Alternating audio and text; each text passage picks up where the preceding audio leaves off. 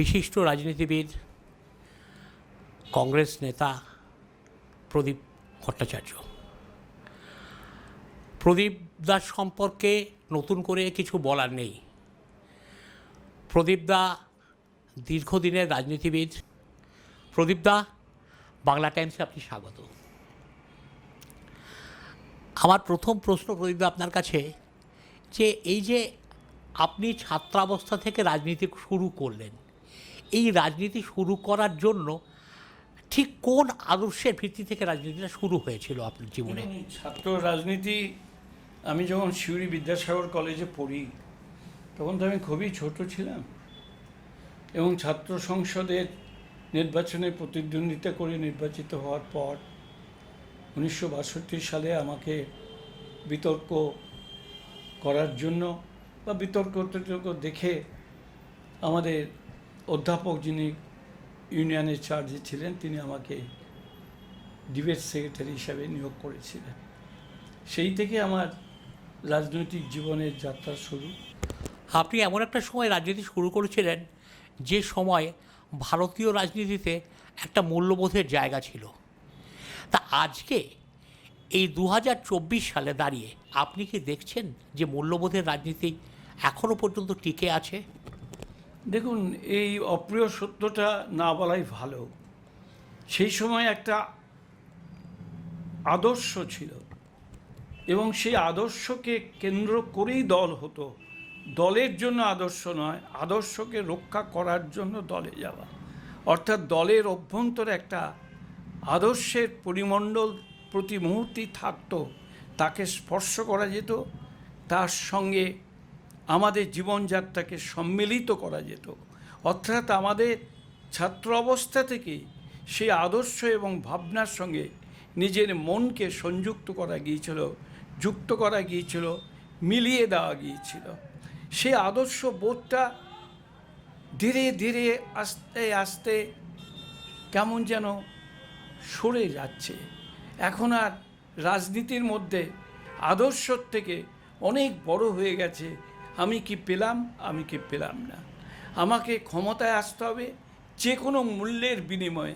চুরি, ডাকাতি, রাহাজানি, খুন খামারি এখন রাজনীতির একটা বৈশিষ্ট্য, একটা অঙ্গ হয়ে দাঁড়িয়েছে। প্রদীপদা, আপনার সঙ্গে যে দুজন সহকর্মী একসঙ্গে, আপনারা প্রায় একসঙ্গে রাজনীতি শুরু করেছিলেন ছাত্র আন্দোলন, পরবর্তীকালে তারা দুজনেই তৃণমূলে চলে গেছেন। একজন প্রয়াত সুব্রত মুখোপাধ্যায়, অন্যজন সৌগত রায়। এবার আমরা দেখেছি নারদের যে ভিডিও আমাদের সামনে এসেছে, সেখানে দেখেছি সামান্য টাকা, আজকের বাজারে খুবই সামান্য টাকা ম্যাথু স্যামুয়েলের হাত থেকে সুব্রত মুখোপাধ্যায় নিচ্ছেন, সৌগত রায়ও নিচ্ছেন। এই যে মেটামরফোসিস, এটার কারণটা ঠিক আপনার দৃষ্টিভঙ্গিতে কীভাবে আসে? দেখুন, জিনিসটাকে যদি অ্যানালিসিস করা যায় তাহলে দুটো জিনিস কিন্তু আপনার আমার সবারই চোখের সামনে আসবে। সেটা হচ্ছে যে রাজনীতির ধারাবাহিকতার মধ্যে এই আদর্শহীনতাটা কেনই বা এলো, আর এই আদর্শহীনতায় আজকে যারা ভুগছেন তারা রাজনীতির রঙ্গমঞ্চে উচ্চস্থানেই বা এলেন কেন? আপনি যদি ব্যাখ্যা করেন তাহলে দেখবেন দুটো জিনিস কাজ করছে। একটা হচ্ছে সমাজ জীবনের অভ্যন্তরে মানুষ মনে করছে যে কেউ যদি দুর্নীতি করে, অন্যায় করে, তাতে আমাদের কি আসে যায়? আমরা তো আমাদের জিনিসটা পাচ্ছি, আমরা তো মাস গেলে 1000, 1500 টাকা পাচ্ছি। আমি চাকরি, আমার ছেলে মেয়ে চাকরি পাক বা না পাক, আমি তো ক্যাশ টাকা কিছু পাচ্ছি।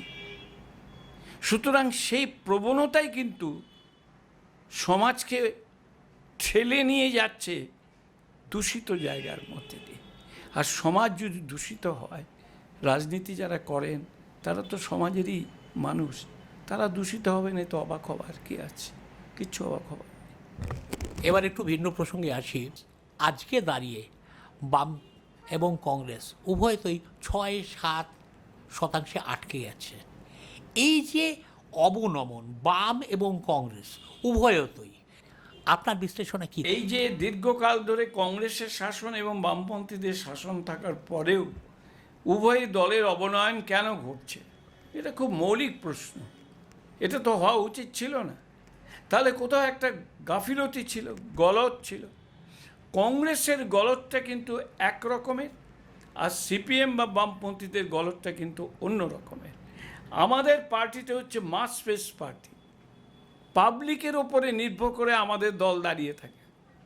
আমাদের দল কিন্তু হাওয়া তৈরি করে ভোট করে। সিপিএম পার্টি, বামপন্থীরা কিন্তু ভোট ম্যানুফ্যাকচার করে, কর্মীরা ভোট তৈরি করে দেয়।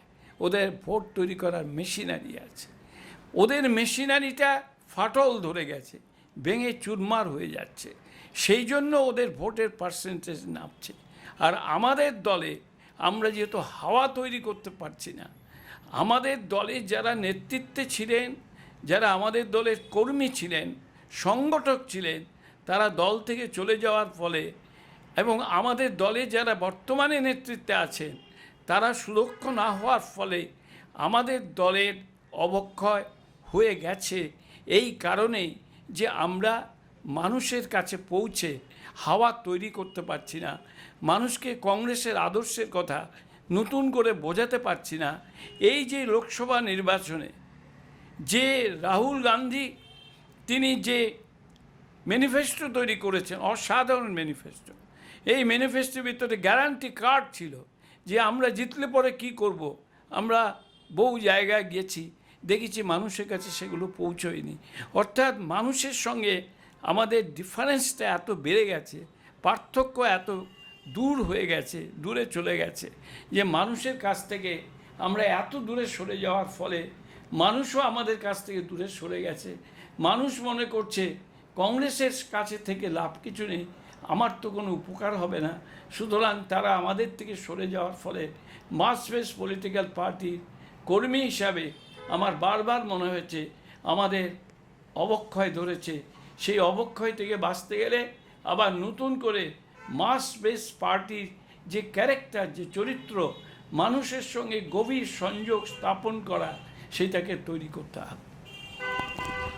প্রদীপদা, এই গত 2016 থেকে শুরু করে 2019 বাদ দিলে 2021 এবং 2024-এ বামপন্থীদের সাথে কংগ্রেসের একটা নির্বাচনী জোট বা সমঝোতা, যাই বলুন না কেন, ছিল। এই 4টি উপনির্বাচনে সেই সমঝোতা ব্রেক করলো, ভেঙে গেল। আবার যে নতুন করে হবে না হবে না, দেখুন আগামী দিনটা কী হবে এই মুহূর্তে বলা বড় মুশকিল। তার কারণে পশ্চিমবাংলা তো ভারতবর্ষের বাইরে কোনো পৃথক রাষ্ট্র নয়, এটা একটা রাজ্য। সুতরাং আমরা সর্বভারতীয় কংগ্রেসের একটি রাজ্য শাখা মাত্র। সর্বভারতীয় কংগ্রেস যে রাজনৈতিক চিন্তাকে আশ্রয় গ্রহণ করবে, সেই রাজনৈতিক চিন্তাকে যদি আমরা ফেলে দিই তাহলে আমার মনে হয় আমরা ভুল করব। আমার মনে হয় সেই বিষয়টা সম্পর্কে আজকে আমাদের নতুন করে ভাবার প্রয়োজন আছে। কিন্তু আমাদের ইতিহাস যা বলছে তাতে কংগ্রেস পার্টিটার কিন্তু একটা এই জোটবদ্ধভাবে লড়াই করার ফলে একটা রক্তক্ষরণ হয়েছে। এটা কি আপনি অস্বীকার করতে পারেন? না, এটাকে আমি একেবারে অস্বীকার করতে পারি না। তাতেই আমাদের দলের অভ্যন্তরে অনেকেই আলোচনা করছেন যে আমাদের একা লড়াই করা দরকার। কিন্তু ভারতবর্ষের যদি আপনি পলিটিক্যাল যে রাজনৈতিক যে মানচিত্র, সেটাকে যদি নিখুঁত বিশ্লেষণ করেন তাহলে দেখতে পাবেন যে একক শক্তিতে ভারতবর্ষের রাজনীতিতে যদি সরকারের পরিবর্তন করতে হয়, বিজেপির সরকারের, তাহলে একক কংগ্রেসের পক্ষে সেটা সম্ভবপর নয় বলেই কংগ্রেসের কেন্দ্রীয় নেতৃত্ব অন্যান্য দলগুলির সঙ্গে সখ্যতা তৈরি করে একসঙ্গে লড়াই করার ব্রত নিয়েছেন এবং তাতে কিছুটা হলেও সাফল্য লাভ করেছেন। বিশেষ করে বিজেপিকে কমিয়ে আনতে পেরেছেন। এটা ভারতের রাজনীতির ক্ষেত্রে একটা বড় ঘটনা বলে আমি মনে করি। একটা নতুন দিগন্ত ধীরে ধীরে উন্মোচিত হচ্ছে, এ বিষয়ে কোনো সন্দেহ নেই। প্রদীপদা, আমার শেষের দিকে একটা জাস্ট প্রশ্ন, একটা ছোট প্রশ্ন, সেটা হচ্ছে যে আপনি উত্তর কলকাতা লোকসভা নির্বাচনে লড়াই করলেন, বামপন্থীদের আপনাকে সমর্থন করেছিল, জাতীয় কংগ্রেসকে সমর্থন করেছিল। এই যে জোটের রাজনীতি লড়াই করলেন নিজে রাস্তায় দাঁড়িয়ে এই বয়সে, আপনার অভিজ্ঞতাটা? আমার অভিজ্ঞতা এটাই বলছে যে ওপরের স্তরে মানে ফার্স্ট সেকেন্ড যে স্তরটা, নেতৃত্বের স্তর, তারা এই অ্যাডজাস্টমেন্টটাকে মেনে নিলেও গ্রাউন্ড লেভেলে একেবারে মাটিতে যারা রাজনীতিটা করেন, কংগ্রেস কিংবা বামপন্থীরা, তাদের মধ্যে কিন্তু মিশ্রণটা এখনও তৈরি হয়নি। সুতরাং আমার কোনো সন্দেহ নেই এই মিশ্রণ না হওয়ার ফলটা আমাদের ভোগ করতে হয়েছে। সিপিএমের যারা প্রার্থী ছিলেন তাদেরও ভোগ করতে হয়েছে। বহু জায়গায় কংগ্রেসের যারা ট্র্যাডিশনাল ভোটার তারা মনে করেছেন যে আমরা সিপিএমকে কেন ভোট দিতে যাব। আবার সিপিএমের বহু ট্র্যাডিশনাল ভোটার মনে করেছে আমরা কংগ্রেসকে কেন ভোট দিতে যাব। তার মানেটা হচ্ছে এইটাই, মিশ্রণটা এখনও সম্পূর্ণ হয়নি। অসংখ্য ধন্যবাদ প্রদীপদাকে, প্রদীপ ভট্টাচার্য, আমাদের চ্যানেলে কথা সময় দেওয়ার জন্য অসংখ্য ধন্যবাদ। প্রদীপদা, নমস্কার আপনাকে। ভালো থাকবেন আপনি।